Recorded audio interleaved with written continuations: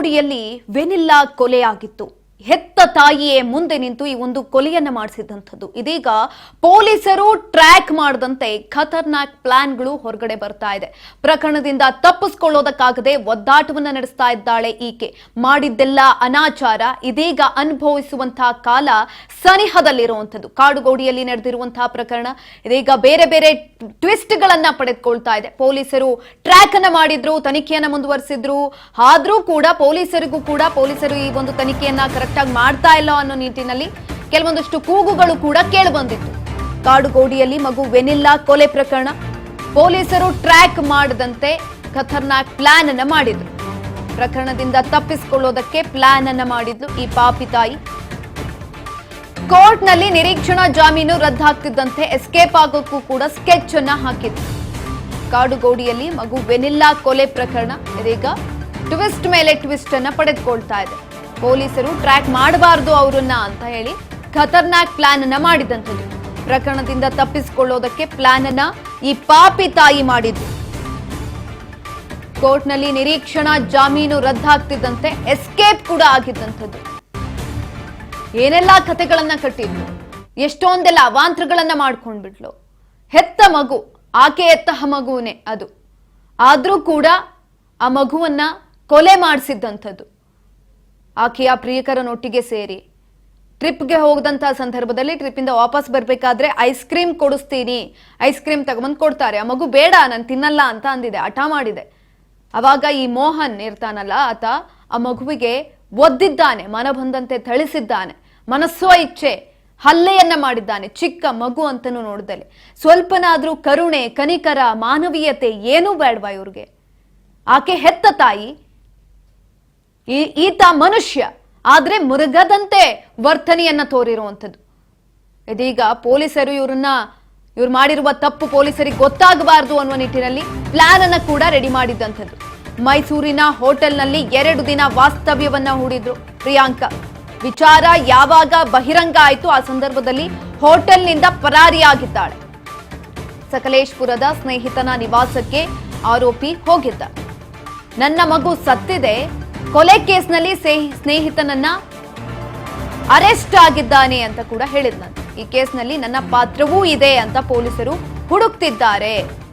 2 ದಿನದಲ್ಲಿ ಎಲ್ಲ ಸರಿ ಹೋಗುತ್ತೆ, ಅಲ್ಲಿವರೆಗೂ ಕೂಡ ಇಲ್ಲಿರ್ತೀನಿ ಅಂತ ಹೇಳಿದ್ಲಂತೆ. ಮನೆಯವರ ವಿರೋಧ ಹಿನ್ನೆಲೆಯಲ್ಲಿ ರೆಸಾರ್ಟ್ಗೆ ಶಿಫ್ಟ್ ಕೂಡ ಆಗಿದ್ಲು ಪ್ರಿಯಾಂಕಾ. ಮೋಹನ್ ಮಾಹಿತಿಯನ್ನ ಆಧರಿಸಿ ಸಕಲೇಶ್ಪುರಕ್ಕೆ ಪೊಲೀಸರು ಹೋಗಿದ್ರು.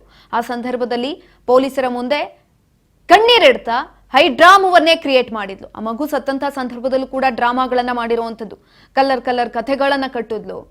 ಮಗು ಐಸ್ ಕ್ರೀಮ್ ತಿಂದಂಗಾಯ್ತು, ಮಗು ಬಿರಿಯಾನಿ ತಿಂದಂಗಾಯ್ತು ಅನ್ನೋ ನಿಟ್ಟಿನಲ್ಲಿ. ತದನಂತರ ಮಗು ಕಾರಿನಲ್ಲೇ ಸಾವನ್ನಪ್ಪಿದ್ರು ಕೂಡ ಆ ಮಗುವನ್ನ ತನ್ನ ಹೆಗಲ ಮೇಲೆ ಮಲ್ಗಿಸ್ಕೊಂಡು ಏನೂ ಆಗೇ ಇಲ್ವೇನೋ ಅನ್ನೋದಂಗೆ ಹೋಟೆಲ್ಗೆ ಎಂಟ್ರಿಯನ್ನ ಕೂಡ ಕೊಟ್ಟಿದ್ದಂಥದ್ದು.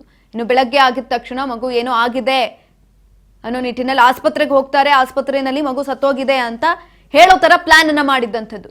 ಯಾವ್ಯಾವ ರೀತಿಯೆಲ್ಲ ಪ್ಲಾನ್ ಮಾಡಿದ್ರು, ರಾತ್ರಿ ಇಡೀ ಪ್ಲಾನ್ ಮಾಡಿದ್ದಾರೆ ಕುತ್ಕೊಂಡು ಇಬ್ರು ಕೂಡ. ಅದಾದ ನಂತರ ಯಾವಾಗ ಈ ವಿಚಾರ ಬಹಿರಂಗ ಆಯ್ತು, ವೆನಿಲ್ಲಾರ ತಂದೆಗೆ ವಿಚಾರ ಗೊತ್ತಾಯ್ತು, ಅವ್ರು ಸುಮ್ಮನೆ ಇರಲಿಲ್ಲ. ಏನಾಗಿದೆ ಅನ್ನೋದನ್ನ ತಿಳ್ಕೊಳ್ಬೇಕು ಅಂತ ಮುಂದಾಗಿದ್ರು. 24ನೇ ತಾರೀಕು ಕೊಲೆ ಆಗಿದ್ದಂಥದ್ದು, 25ನೇ ತಾರೀಕು ಅಂತ್ಯಕ್ರಿಯೆಯನ್ನ ಮಾಡ್ತಾರೆ, ಅದು ಕೂಡ ತರಾತುರಿಯಲ್ಲಿ. ಈ ಮಧ್ಯದಲ್ಲಿ ಬರ್ತ್ಡೇ ಸೆಲೆಬ್ರೇಷನ್ ಅನ್ನ ಕೂಡ ಆಕೆ ಮಾಡ್ಕೊಂಡಿರುವಂಥದ್ದು. ಮಗು ಸತ್ತಿದೆ, ಆ ಮಗು ಡೆಡ್ ಬಾಡಿನ ಮುಂದೆ ಇಟ್ಕೊಂಡು ಹೋಟೆಲ್ನಲ್ಲಿ ಬರ್ತ್ಡೇ ಸೆಲೆಬ್ರೇಷನ್ ಅನ್ನ ಕೂಡ ಮಾಡ್ಕೊಂಡಿದ್ದಾಳೆ ಈಕೆ. ಅದಾದ ನಂತರ ಯಾವಾಗ ವಿಚಾರ ಬಹಿರಂಗ ಆಗೋದಕ್ಕೆ ಶುರುವಾಯಿತು ಆ ಸಂದರ್ಭದಲ್ಲಿ ಹೋಟೆಲ್ಗೆ ಪರಾರಿಯಾಗಿತ್ತು. ಕಾಡುಗೋಡಿಯಲ್ಲಿ ಮಗು ವೆನಿಲ್ಲಾ ಕೊಲೆ ಪ್ರಕರಣ ಸರಿಯಾಗಿ ತನಿಖೆಯನ್ನ ನಡೆಸದೆ 3 ಪೊಲೀಸರ ತಲೆದಂಡ ಆಗಿದೆ. ಇದೀಗ 3 ಪೊಲೀಸರನ್ನ ಅಮಾನತು ಮಾಡಲಾಗಿದೆ. Inspector Rangaswamy, PSI Ningaraju, IA assistant ಅಮಾನತನ್ನ ಮಾಡಿ ಆದೇಶವನ್ನ ಹೊರಡಿಸಿರುವಂಥದ್ದು. ಕೇಸ್ ದಾಖಲಾಗಿದ್ದ ಸಮಯದಿಂದಲೂ ಕೂಡ ನಿರ್ಲಕ್ಷ್ಯವನ್ನ ತೋರ್ತಾ ಬಂದಿದ್ದಾರೆ.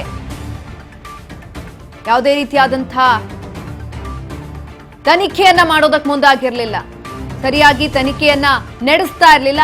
ಆ 3 ಪೊಲೀಸರ ತಲೆದಂಡ ಇದೀಗ ಆಗಿದೆ. ಅಮಾನತು ಮಾಡಿ ಆದೇಶವನ್ನ ಹೊರಡಿಸಿದ್ದಾರೆ. Inspector Rangaswamy, PSI Ningaraju, IA assistant ಅಮಾನತು ಮಾಡಿ ಇದೀಗ ಆದೇಶವನ್ನ ಹೊರಡಿಸಿರುವಂಥದ್ದು. ಕೇಸ್ ದಾಖಲಾದಾಗ್ಲಿಂದಲೂ ಕೂಡ ನಿರ್ಲಕ್ಷ್ಯ ಧೋರಣೆಯನ್ನ ತೋರ್ತಾ ಬಂದಿದ್ರು, ನಿರ್ಲಕ್ಷ್ಯವನ್ನ ವಹಿಸಿದ್ರು, ಪ್ರಕರಣವನ್ನ ತನಿಖೆ ಮಾಡೋದಕ್ಕೆ ಮುಂದಾಗಿರ್ಲಿಲ್ಲ. ಮಗು ಸತ್ತಿದೆ, ಈ ಕಡೆನಲ್ಲಿ ಹೆತ್ತ ತಾಯಿ ಪ್ರಿಯಕರನೊಟ್ಟಿಗೆ ಸೇರಿ ಆ ಮಗುವನ್ನ ಸಾಯಿಸಿದ್ದಂಥದ್ದು. ಒಂದ್ ಕಡೆನಲ್ಲಿ ಆ ಮಗುಗೆ ಅನ್ಯಾಯ ಆಯ್ತು, ಮತ್ತೊಂದ್ ಕಡೆನಲ್ಲಿ ನ್ಯಾಯ ಕೊಡಿಸ್ಬೇಕಾಗಿದ್ದಂತಹ ಪೊಲೀಸರು ಕೂಡ ನಿರ್ಲಕ್ಷ್ಯವನ್ನ ತೋರಿದ್ದಂಥದ್ದು. ಬಿಕಾಸ್ ಎಂತಕ್ಕೆ ಅಂತ ಅಂದ್ರೆ ಒಂದ್ ಕಡೆನಲ್ಲಿ ಪ್ರಿಯಕರನು ಕೂಡ ದೊಡ್ಡ ಶ್ರೀಮಂತ, ಹಾಗಾಗಿ ದುಡ್ಡು ಕೊಟ್ಟು ಯಾರನ್ನ ಬೇಕಾದ್ರೂ ಕೊಂಡ್ಕೊಳ್ಬಹುದು. ಪೊಲೀಸರು ಕೂಡ ಹರಾಜಾಗಿರುವಂತ ಸಾಧ್ಯತೆ ಇದೆ. ಈ ಸಂದರ್ಭದಲ್ಲಿ ದುಡ್ಡು ಕೊಟ್ಟು ಅವರನ್ನು ಕೂಡ ಕೊಂಡ್ಕೊಂಡಿರ್ಬೋದು. ಹಾಗಾಗಿ ಆ ನಿರ್ಲಕ್ಷ್ಯವನ್ನ ತೋರಿದ್ರೋ ಏನೋ. ಈ ಕುರಿತಾಗಿ ಹೆಚ್ಚಿನ ಮಾಹಿತಿಯನ್ನ ತಿಳ್ಕೊಳ್ತಾ ಹೋಗೋಣ. ನಮ್ಮ ಪ್ರತಿನಿಧಿ ಶಿವು ನೇರ ಸಂಪರ್ಕದಲ್ಲಿದ್ದಾರೆ. ಶಿವು, ಏನ್ ಈ ಪ್ರಕರಣ ಇತ್ತು, ದಿನಕ್ಕೊಂದು ಟ್ವಿಸ್ಟ್ ಗಳನ್ನ ಪಡೆದುಕೊಳ್ತಾ ಬಂದಿದ್ದಂಥದ್ದು, ಅದರಲ್ಲೂ ಕೂಡ ಆ ಹೆತ್ತ ತಾಯಿ ಪ್ರಿಯಕರನೊಟ್ಟಿಗೆ ಸೇರಿ ಆ ಮಗುವಿನ ಕೊಲೆ ಮಾಡಿದ್ದು ಒಂದು ಪಾರ್ಟ್ ಆದ್ರೆ, ತದನಂತರ ಇದಕ್ಕೆ ಪೊಲೀಸರ ಒಂದು ನಿರ್ಲಕ್ಷ್ಯ ಇದೆಯಲ್ಲ, ಆ ನಿರ್ಲಕ್ಷ್ಯದ ಧೋರಣೆ ಇದೆಯಲ್ಲ, ಅದು ಎಲ್ಲೋ ಒಂದ್ ಕಡೆ ಪೊಲೀಸರು ಮಾಡಿದಂತಹ ಅನ್ಯಾಯ ಮಗುವಿಗೆ ಮೇಲ್ನೋಟಕ್ಕೆ ಕಾಣಿಸ್ತಾ ಇರುವಂತದ್ದು. ಹೆಚ್ಚಿನ ಮಾಹಿತಿ ಕೊಡೋದಾದ್ರೆ. ಖಂಡಿತವಾಗ್ಲೂ ಸುಕನ್ಯಾ, ಈ ಪ್ರಕರಣವನ್ನು ನೋಡ್ತಾ ಹೋದರೆ ಕೆದಕ್ತಾ ಹೋದಂಗೆಲ್ಲ ಬಹಳ ರೋಚಕತೆಯನ್ನು ಪಡ್ಕೊಳ್ತಾ ಹೋಯಿತು. ಯಾವಾಗ ಮಾರ್ಚ್ 21ನೇ ತಾರೀಕು ಇವರು ಟ್ರಿಪ್ಗೆ ಹೊರಡ್ತಾರೆ. ಮಾರ್ಚ್ 21ನೇ ತಾರೀಕಿಗೆ ಟ್ರಿಪ್ಗೆ ಹೊರಡ ನಂತರದಲ್ಲಿ ವಾಪಸ್ ಬಂದು 24ನೇ ತಾರೀಕಿಗೆ ಬರ್ಡೇ ಸೆಲೆಬ್ರೇಷನ್ ಅಂತ ಸಂದರ್ಭದಲ್ಲಿ ಮಗುವನ್ನು ಕೊಂದು ಕಾರ್ನ ಒಳಗಡೆನೇ ಇಟ್ಟು ಬರ್ಡೇ ಸೆಲೆಬ್ರೇಷನನ್ನು ಮಾಡಿಕೊಂಡು ನಂತರದಲ್ಲಿ ಸೀದಾ ಹೋಗಿ ಏನೂ ಆಗೇ ಇಲ್ಲ ಅನ್ನೋ ರೀತಿಯಲ್ಲಿ ಇಬ್ಬರೂ ಕೂಡ, ಮೋಹನ್ ಮತ್ತು ಪ್ರಿಯಾಂಕಾ ಇಬ್ಬರು ಪ್ಲ್ಯಾನ್ ಮಾಡಿ ಆ ಮಗುವನ್ನು ಆಸ್ಪತ್ರೆಗೆ ಕರ್ಕೊಂಡೋಗಿ ಸೇರಿಸಿ ಮೇಲಿಂದ ಮೆಟ್ಲಿಂದ ಬಿದ್ದೋಯ್ತು ಅಂತೇಳಿ ಅಲ್ಲಿ ಸಾವನ್ನಪ್ಪಿದ್ದಾರೆ ಅನ್ನುವಂಥದ್ದು ಕಥೆಯನ್ನು ಕಟ್ಟಿ ನಂತರದಲ್ಲಿ ಪ್ರಿಯಾಂಕಾ ಪತಿ ಏನಿದ್ದಾರೆ, ಪತಿಗೆ ಪ್ರಿಯಾಂಕಾ ಅವರ ಅಣ್ಣ ಕರೆ ಮಾಡಿ ಹೇಳ್ತಾರೆ, ರಾಘವೇಂದ್ರ ಈ ರೀತಿಯಾಗಿ ಮಗು ವೆನ್ನಿಲಾ ಈ ರೀತಿಯಾಗಿ ಸಾವನ್ನಪ್ಪಿದ್ದಾರೆ ಅಂತ ಹೇಳಿದಾಗ ಅವರು ಬಂದು ನೋಡೋಷ್ಟರಲ್ಲಿ ಎಲ್ಲ ಕ್ರಿಯೆಗಳು ಕೂಡ ನಡೆದು ಹೋಗಿರ್ತವೆ. ಅಲ್ಲಿಗೆ ಅನುಮಾನ ಶುರುವಾಗೋದೇ ಇಲ್ಲಿಂದ. ಯಾವಾಗ ಪ್ರಿಯಾಂಕಾನ ಪೋಸ್ಟ್ಮಾರ್ಟಮ್ ಮಾಡುವಂಥ ಸಂದರ್ಭದಲ್ಲಿ ಏನಾಯಿತು ಅನ್ನುವಂಥದ್ದನ್ನು ಕೇಳಿಕೊಂಡು ಪೋಸ್ಟ್ಮಾರ್ಟಮ್ ಮಾಡುವಂಥದ್ದಕ್ಕೆ ಒಂದು ಕಂಪ್ಲೇಂಟ್ ತೊಗೋಬೇಕಾಗಿತ್ತು. ಆ ಕಂಪ್ಲೇಂಟನ್ನು ತೆಗೆದುಕೊಂಡು ಪೋಸ್ಟ್ಮಾರ್ಟಮ್ ಮುಗಿಸಿ ಮಗುವಿನ ಶವ ಸಂಸ್ಕಾರವನ್ನು ಕೂಡ ಮಾಡಿಬಿಡ್ತಾರೆ.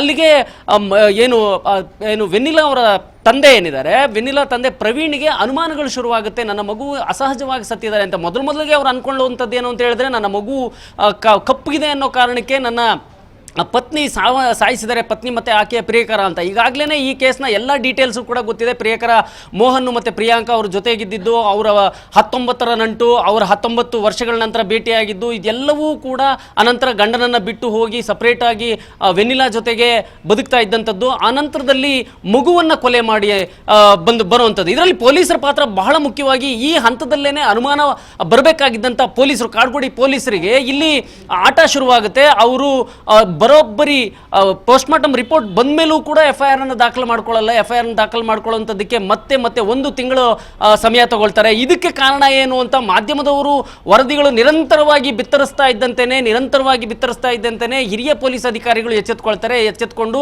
ಈಗ ಪೊಲೀಸ್ ಠಾಣಾ ಪೊಲೀಸ್ ಅಧಿಕಾರಿಗಳ ಮೇಲೆ ಏನು ತನಿಖೆಯನ್ನು ಶುರು ಮಾಡಿದಾಗ, ಅವರ ವಿರುದ್ಧ ಏನೆಲ್ಲ ನಡೆದಿದೆಯಲ್ಲ ಅಂತ ಅಂಶಗಳನ್ನು ಕಲೆ ಹಾಕೊಳ್ಳುವಂಥ ಶುರು ಮಾಡಿದಾಗ ಇಲ್ಲಿ ಕರ್ತವ್ಯ ಲೋಪ ಆಗಿರುವಂಥದ್ದು ಎದ್ದು ಕಾಣ್ತಾ ಇದೆ. ಈ ಕರ್ತವ್ಯ ಲೋಪ ಕೇವಲ ಕರ್ತವ್ಯ ಲೋಪನ ಅಥವಾ ಏನಾದರೂ ಲಂಚವನ್ನು ತೆಗೆದುಕೊಂಡು ಕೇಸನ್ನು ಮುಚ್ಚಾಕುವಂಥ ಪ್ರಯತ್ನ ಮಾಡಿದ್ರಾ ಅನ್ನುವಂಥದ್ದು ಕೂಡ ಹಿರಿಯ ಪೊಲೀಸ್ ಅಧಿಕಾರಿಗಳು ವಿಚಾರಣೆಯಲ್ಲಿ ತಿಳ್ಕೊಳ್ತಾ ಇರುವಂಥದ್ದು. ಈ ಒಂದು ವಿಚಾರಣೆಯಲ್ಲಿ ಪೂರ್ವ ವಿಭಾಗದ ಅಡಿಷನಲ್ ಕಮಿಷನರ್ ಆಗಿರುವಂಥ ರಮೇಶ್ ಬಾನೋತ್ ಅವರ ಒಂದು ವರದಿ ಆಧಾರದ ಮೇಲೆ ಈಗ 3 ಆಫೀಸರ್ಗಳನ್ನು, ಪೊಲೀಸ್ ಆಫೀಸರ್ಗಳನ್ನು ಸಸ್ಪೆಂಡ್ ಮಾಡಿರುವಂಥದ್ದು. ಅದರಲ್ಲಿ ಠಾಣಾಧಿಕಾರಿ ರಂಗಸ್ವಾಮಿ ಮತ್ತು ಪೊಲೀಸ್ ಸಬ್ ಇನ್ಸ್ಪೆಕ್ಟರ್ ನಿಂಗರಾಜು ಮತ್ತು IO assistant, investigation officer assistant ಒಬ್ಬರನ್ನ, ಈ 3ರನ್ನು ಕೂಡ ಈಗ ಸಸ್ಪೆಂಡ್ ಮಾಡಿದ್ದಾರೆ. ಅಂದರೆ ಇಷ್ಟು ದಿನಗಳ ನಂತರ ವೆನ್ನಿಲಾ ಒಂದು ಮರ್ಡರ್ ಕೇಸ್ನಲ್ಲಿ ಪೊಲೀಸರು ತೋರಿರುವಂಥ ಧೋರಣೆ ಏನಿದೆಯಲ್ಲ, ಅದು ನಿಜಕ್ಕೂ ಕೂಡ ಯಾವುದೇ ಒಂದು ಅನುಮಾನವಿಲ್ಲದೆ ಈ ಕೇಸನ್ನು ಮುಚ್ಚಾಕುವಂಥ ಪ್ರಯತ್ನ ಪಟ್ಟಿದ್ರ ಅನ್ನುವಂಥ ಒಂದು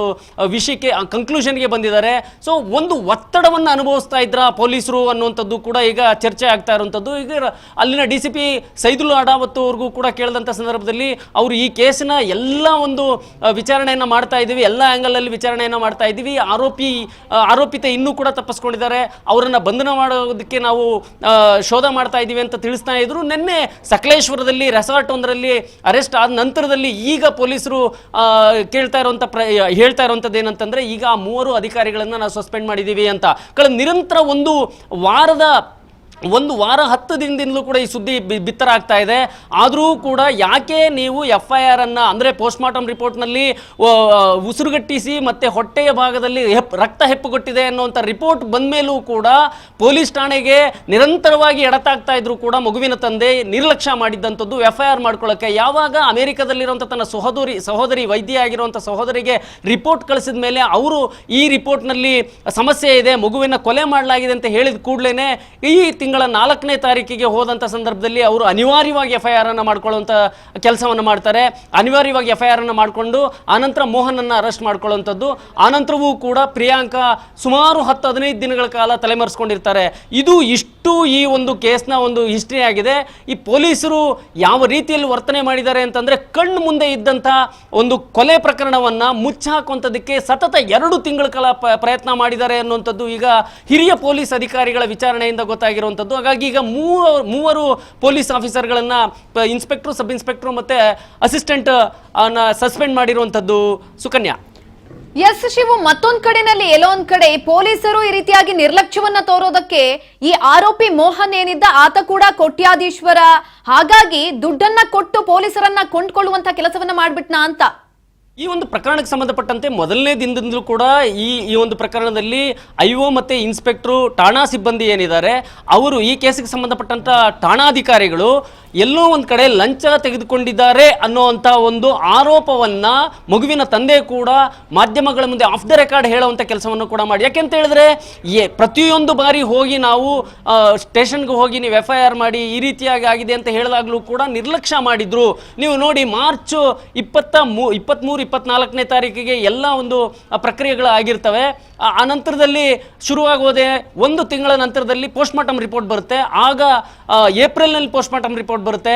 ಸೊ ಏಪ್ರಿಲ್ ಎಂಡಿಗೆ ಪೋಸ್ಟ್ಮಾರ್ಟಮ್ ರಿಪೋರ್ಟ್ ಬಂದು ಮೇ ತಿಂಗಳು ಸಂಪೂರ್ಣವಾಗಿ ಓಡಾಡ್ತಾರೆ. ಮೇ ತಿಂಗಳ 1 ತಿಂಗಳು ಪೂರ್ತಿ ಏನಿದೆ ಈ ರೀತಿಯಾಗಿ ನೀವು ನನ್ನ ಮಗಳಿಗೆ ಅನ್ಯಾಯ ಆಗಿದೆ, ಇದಕ್ಕೆ ಇವರಿಬ್ಬರೇ ಕಾರಣ ಅನ್ನುವಂಥದ್ದನ್ನು ಹೇಳಿದ್ರೂ ಕೂಡ ವೆನ್ನಲ್ಲ ತಂದೆ ಇವರು ಕ್ಯಾರೆ ಮಾಡಿರೋದಿಲ್ಲ. ನಂತರ ಕೊನೆಯದಾಗಿ ಜೂನ್ ತಿಂಗಳ 4ನೇ ತಾರೀಕಿಗೆ ಈ FIR ಅನ್ನು ಮಾಡ್ಕೊಳ್ತಾರೆ, ಅನಿವಾರ್ಯವಾಗಿ ಮಾಡ್ಕೊಳ್ತಾರೆ. ಅಂದರೆ ಈ 2 ತಿಂಗಳ ಮಧ್ಯದಲ್ಲಿ ಏನಾಗಿದೆ, ಅವರಿಗೆ ಪೋಸ್ಟ್ಮಾರ್ಟಮ್ ರಿಪೋರ್ಟ್ ಸಿಕ್ಕಿದೆ. ಪೋಸ್ಟ್ಮಾರ್ಟಮ್ ರಿಪೋರ್ಟಲ್ಲಿ ಅಲ್ಲಿವರೆಗೂ ಕೂಡ ಪೋಸ್ಟ್ಮಾರ್ಟಮ್ ರಿಪೋರ್ಟ್ ಬರಲಿ ಅಂತ ಕಾಯ್ತಾ ಇದ್ರು. ಪೋಸ್ಟ್ಮಾರ್ಟಮ್ ರಿಪೋರ್ಟ್ ಸಿಕ್ಕಿದೆ. ಪೋಸ್ಟ್ಮಾರ್ಟಮ್ ರಿಪೋರ್ಟಲ್ಲಿ ಕ್ಲಿಯರ್ ಕಟ್ ಆಗಿ ಇದು ಉಸಿರುಗಟ್ಟಿಸಿ ಕೊಲೆ ಮಾಡಲಾಗಿದೆ, ಉಸಿರುಗಟ್ಟಿ ಮಗು ಸತ್ತಿದೆ, ಮತ್ತೆ ಹೊಟ್ಟೆ ಭಾಗದಲ್ಲಿ ರಕ್ತ ಹೆಪ್ಪುಗಟ್ಟಿದೆ. ಅಂದರೆ ಇವರು ಯಾರೋ ಏನೋ ಮಾಡಿರಬೇಕು, ಆ ವಿಚಾರಣೆಯನ್ನು ಕೂಡ ಮಾಡೋ ಕೆಲಸ ಮಾಡಿರಲಿಲ್ಲ. ಈ 1 ತಿಂಗಳು ಕೂಡ ಆರಾಮಾಗಿ ಓಡಾಡ್ಕೊಂಡಿದ್ದಂಥದ್ದು ಆರೋಪಿಗಳಿಂದ ಇವರು ರಿಶ್ವತ್ ಪಡ್ಕೊಂಡಿದ್ರಾ, ಹಾಗೆ ಪಡ್ಕೊಂಡಿದ್ದರಿಂದನೇ ಈ ರೀತಿಯಾಗಿ ನಡ್ಕೊಂಡ್ರ ಅನ್ನುವಂಥ ಅನುಮಾನಗಳು, ಪ್ರಶ್ನೆಗಳು ಕೂಡ ಈಗ ಕಾಡ್ತಾ ಇರುವಂಥದ್ದು. ಈ ಎಲ್ಲದರ ಬಗ್ಗೆ ವಿಚಾರಣೆ ಮಾಡಿರುವಂಥ ಹಿರಿಯ ಅಧಿಕಾರಿಗಳು ಸದ್ಯಕ್ಕೆ 3 ಅಧಿಕಾರಿಗಳನ್ನ ಸಸ್ಪೆಂಡ್ ಮಾಡಿದ್ದಾರೆ. ಮುಂದೆ ಕೂಡ ಇವ್ರ ವಿರುದ್ಧ ಇಲಾಖಾ ವಿಚಾರಣೆ ನಡೀತದೆ, ಡಿಪಾರ್ಟ್ಮೆಂಟಲ್ ಎಂಕ್ವೈರಿ ನಡೀತದೆ. ಅದರಲ್ಲಿ ಇವರ ಲೋಪವನ್ನು ಕಂಡು ಬಂದರೆ ಖಂಡಿತವಾಗ್ಲೂ ಅವ್ರಿಗೆ ಶಿಕ್ಷೆ ಆಗುವಂಥ ಕೆಲಸ. ಸದ್ಯಕ್ಕೆ ಮೇಲ್ನೋಟಕ್ಕೆ ಕರ್ತವ್ಯ ಲೋಪ ಆಗಿರೋದ್ರಿಂದಾಗಿ ಇವತ್ತು ಅಂದರೆ 2 ತಿಂಗಳಾಗಿದೆ. 2 ತಿಂಗಳು ಅಂದರೆ ಸತತವಾಗಿ ಈ ಕಳೆದ 10 ದಿನಗಳಿಂದಲೂ ಕೂಡ ಸುದ್ದಿ ಪ್ರಸಾರ ಆಗ್ತಾ ಇದೆ. ಆದರೂ ಇವತ್ತಿಗೆ ಈ 3 ಅಧಿಕಾರಿಗಳನ್ನ ಸಸ್ಪೆಂಡ್ ಮಾಡಿದ್ದಾರೆ. ಮುಂದೆ ಏನಾಗುತ್ತೆ ನೋಡಬೇಕಾಗುತ್ತೆ. ಸುಕನ್ಯಾ, ಧನ್ಯವಾದಗಳು ಶಿವು ಹೆಚ್ಚಿನ ಮಾಹಿತಿಗಾಗಿ. ನೋಡಿ, ಆ ಪಾಪಿ ತಾಯಿ ಅಟ್ಲೀಸ್ಟ್ ಹೆಣ್ಣಾಗೋದಿರ್ಲಿ, ಹೆಣ್ಣಾಗೋದಿಕ್ಕೆ ಅರ್ಹತೆನೇ ಇಲ್ಲ ಬಿಡಿ, ಮನುಷ್ಯನಾಗಿ ಆ ಒಂದು ಮನುಷ್ಯತ್ವ ಅನ್ನೋದು ಇರಬೇಕಾಗಿತ್ತು, ಅದು ಕೂಡ ಇಲ್ಲ. ಈ ಕಡೆನಲ್ಲಿ ಪೊಲೀಸರು ಕೂಡ ಆ ಮಗುವಿಗೆ ಅನ್ಯಾಯವನ್ನ ಮಾಡಿಬಿಟ್ರು. ಅಟ್ಲೀಸ್ಟ್ ಆ ಮಗುವಿನ ಮುಖವನ್ನ ನೋಡ್ಕೊಂಡು, ಮಗು ಆಲ್ರೆಡಿ ಸಾವನ್ನಪ್ಪಿದೆ ಹೆತ್ತ ತಾಯಿ ಮಾಡಿದ ತಪ್ಪಿಗೆ.